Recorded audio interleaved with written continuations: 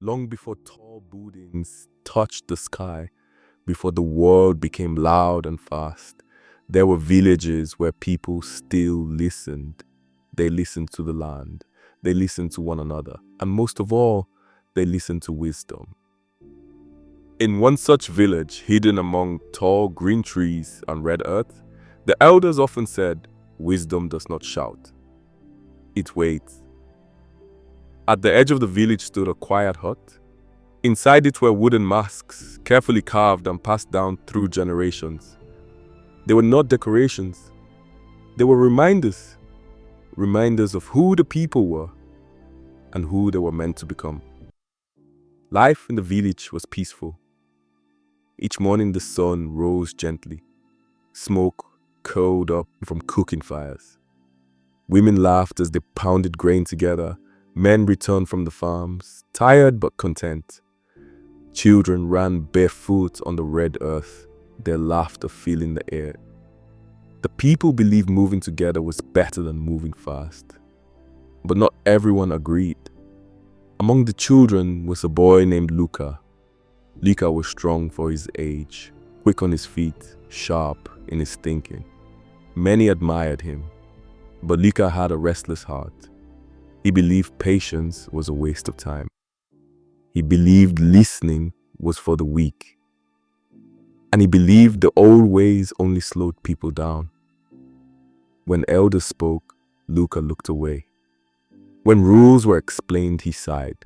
When warned, he smiled as if he already knew better. "Why must we always wait?" he said. "Why must we always listen? These are old ideas." Some children followed him, others stayed silent. And the elders, they watched. At the far side of the village stood the house of masks. No child entered without permission. No mask was touched carelessly. Each one carried a lesson. Not because they were magical, but because they held stories. And stories have power. To Luca, however, they were just old pieces of wood. One evening, as the sun sank into the earth, the elders gathered the youth around the fire. Elder Mebala stepped forward. His voice was calm and steady. "These masks are not toys," he said. "They remind us of discipline, of respect, of wisdom that grows slowly." His eyes rested briefly on Luca. "Disrespect them," the elder said, "and you disrespect yourselves." Luca nodded, but his heart was far away.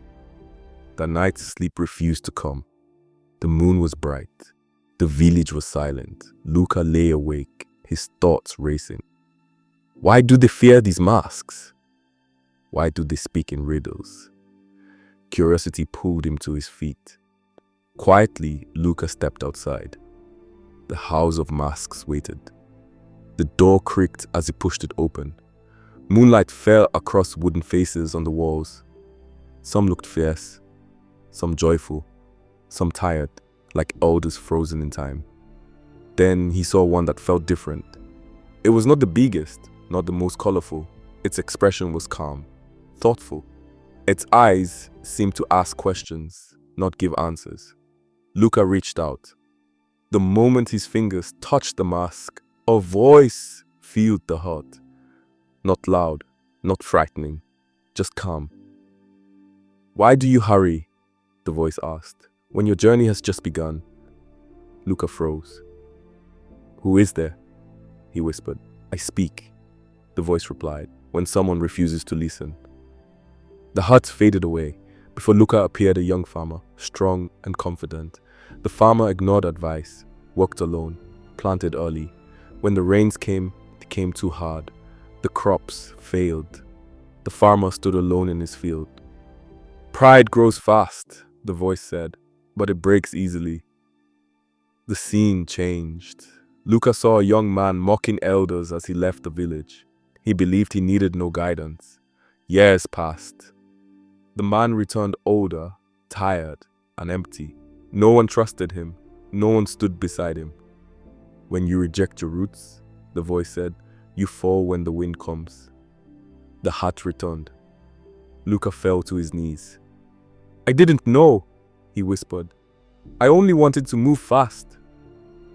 Speed without direction, the voice replied, is running in circles. Tears filled Luca's eyes. For the first time, he listened. Morning came softly. Sunlight entered the hut. The mask was silent again. Just wood. Just paint. Luca returned it carefully to its place and walked home a different boy. Days passed. Luca listened when elders spoke. He helped without being asked. He guided younger children with patience. The village noticed. Whispers became smiles. One evening, Elder Mibala watched Luca and said softly, "Some lessons are not taught, they are discovered." The mask never spoke again. It did not need to, because wisdom does not live in objects. It lives in those who learn. Respect is not weakness.